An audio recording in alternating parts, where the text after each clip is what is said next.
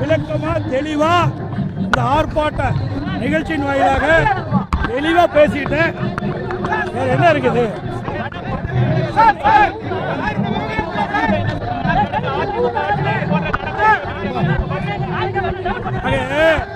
கடந்த அதிமுக ஆட்சியில் இப்படி தொடர் கள்ளச்சாராய மரணம் இல்ல.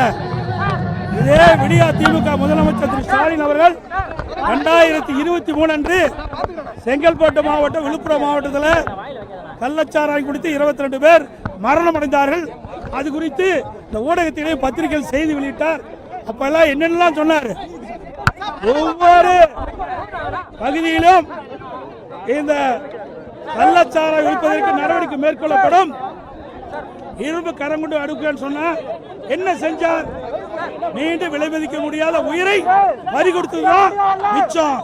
அது மட்டும் இல்ல, இந்த கள்ளக்குறிச்சி கள்ளச்சாராய மரணத்தில் ஆளுங்கட்சி சேர்ந்த பெரும் புள்ளிகள் ஈடுபட்டிருக்கிற காரணத்தினால இதற்கு சிபிஐ விசாரணை வேண்டும் என்றும், இந்த கள்ளக்குறிச்சி கள்ளச்சாராய மரணத்திற்கு பொறுப்பேற்று தமிழ்நாடு முதலமைச்சர் ஸ்டாலின் அவர்கள் ராஜினாமா செய்ய வேண்டும் என்றுதான் ஆர்ப்பாட்டத்தினுடைய